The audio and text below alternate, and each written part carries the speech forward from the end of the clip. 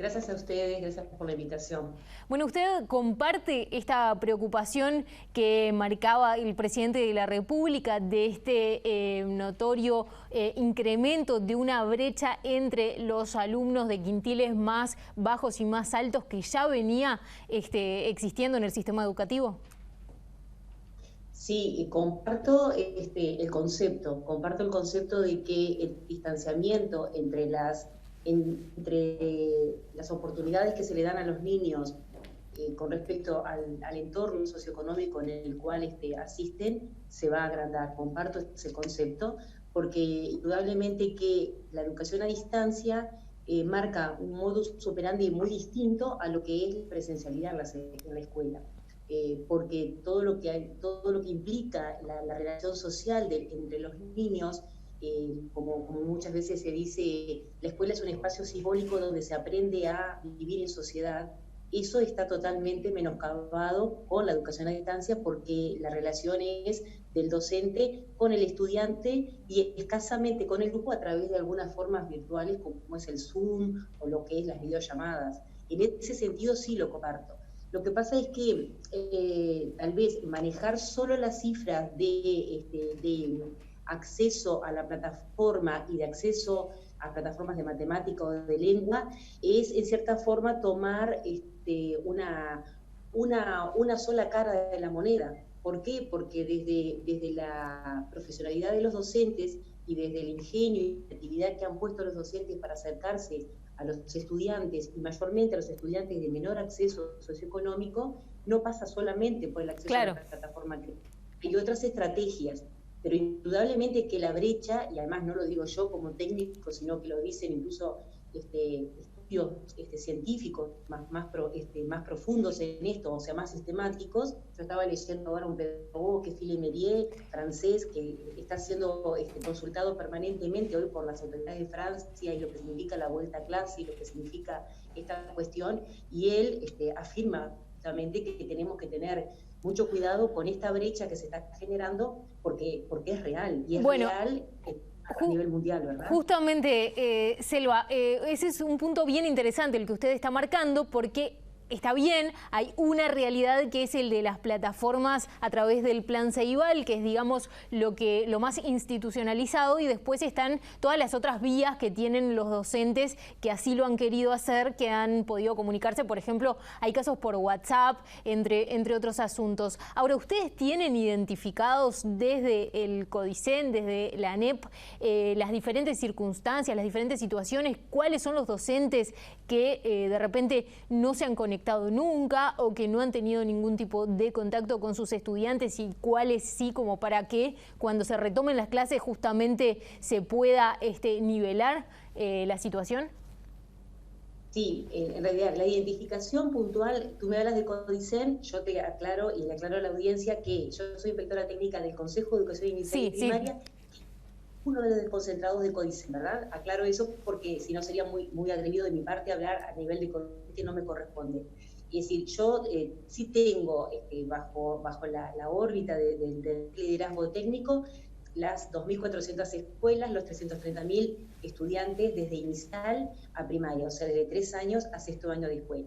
A nivel de ese nivel etario y de esa población, yo te puedo afirmar que nosotros somos una red de técnicos a nivel de todo el país, donde están los inspectores generales, los inspectores departamentales e inspectores de zona, y a través de esa red que se va abriendo y profundizando y llegando a territorio hasta el maestro director y los diferentes docentes de la institución, sabemos y conocemos caso a caso cuáles son los niños a los cuales no hemos podido llegar.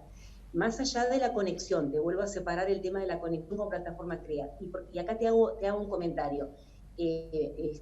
Puede pasar que el niño tenga el dispositivo, tenga la computadora, tenga la conexión, y la familia, como muchas familias te dicen, yo no sé cómo ayudarlo, no sé entrar, y entonces en esa situación los maestros dicen, bueno, hacemos formato papel, te lo entregamos en la escuela junto con la vianda, tú traes la tarea, te la vuelvo a corregir, te vuelvo a mandar, ¿verdad?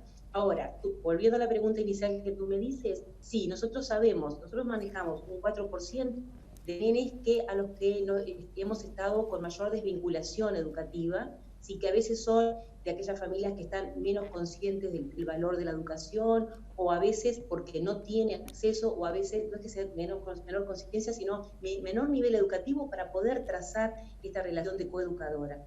Y sí los conocemos, y sí sabemos en qué franjas se encuentran esos niños. O sea, sabemos que son de contextos más desfavorecidos, y también sabemos que son de nenes, por ejemplo, de 3 años. Fíjate que nosotros tenemos un estudio realizado a nivel de estos actores, yo te contaba, actores técnicos, en los que la mayor desvinculación está en niños de nivel inicial. Y dentro de nivel inicial, la mayor desvinculación está en los nenes de 3 años. ¿Por qué? Porque al 13 de marzo nosotros estábamos empezando un periodo de adaptación con esos nenes, un conocimiento con esas familias, un empezar a generar el vínculo fuerte y a convencerlos de que es importante la vida en la escuela. Entonces, muchas veces estas familias son las que, a las que menos conocemos y menos podemos atraerlas desde lo vincular, porque el colectivo docente, cada escuela, cada director y cada maestro y cada profe de educación física, educación artística, de segundas lenguas, se conecta y los convence a las familias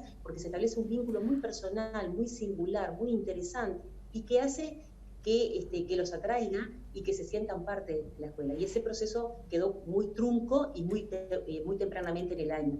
Bien, una vez que se realicen los anuncios de retorno, de la manera que se vayan a realizar estos anuncios el próximo jueves, como ha dicho el presidente Luis Lacalle Pou, ¿cómo estiman que van a trabajar justamente para nivelar esas diferentes circunstancias, esos diferentes aprendizajes que han tenido unos y otros en la educación primaria?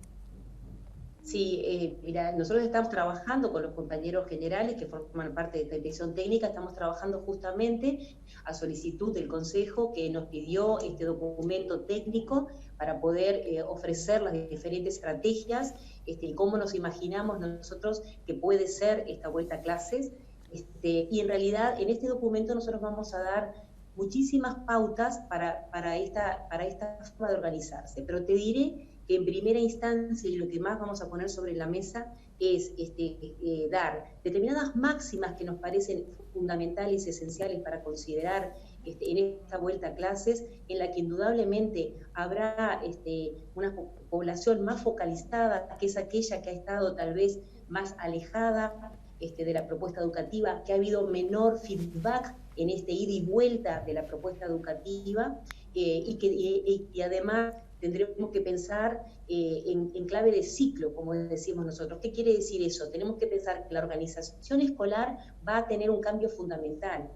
¿Por qué? Porque nosotros tenemos que pensar en un mínimo de tiempo para esos niños por semana. Fíjate que a nivel de las escuelas rurales los niños están asistiendo 2 veces a la semana, durante 3 horas y media. Bueno, más o menos vamos a tratar de mantener ese guarismo para que vayan asistiendo de esa manera.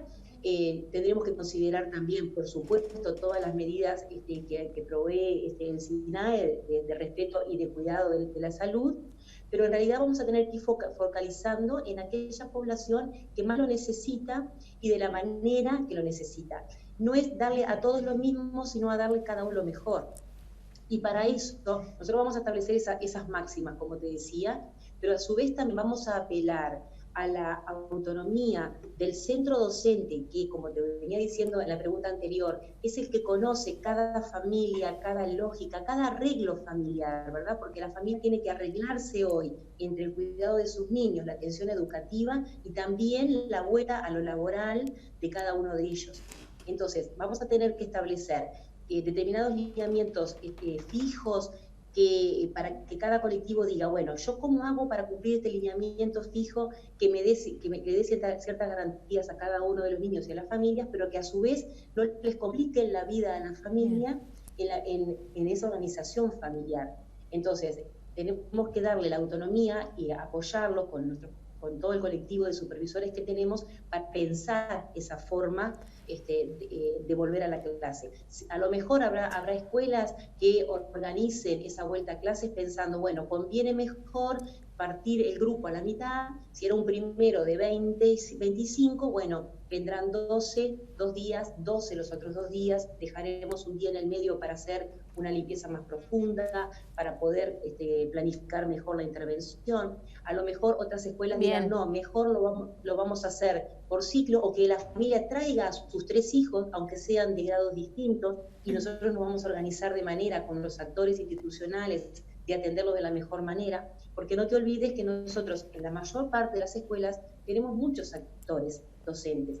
No solamente está el docente de aula, está el profesor de educación física, hay maestros de apoyo, maestros itinerantes, maestros comunitarios, profesor de educación artística, profesor de segundas lenguas. No en todas están todos, pero en general tenemos, por suerte, muchos recursos institucionales y con sapiencia y con experticia específica que nos pueden ayudar en eso. Selva Pérez, muchísimas gracias por estos minutos, por estas pistas de cómo va a ser entonces este retorno paulatino a la actividad escolar, teniendo en cuenta estas diferencias, esta brecha entre los diferentes alumnos. Gracias. A ustedes.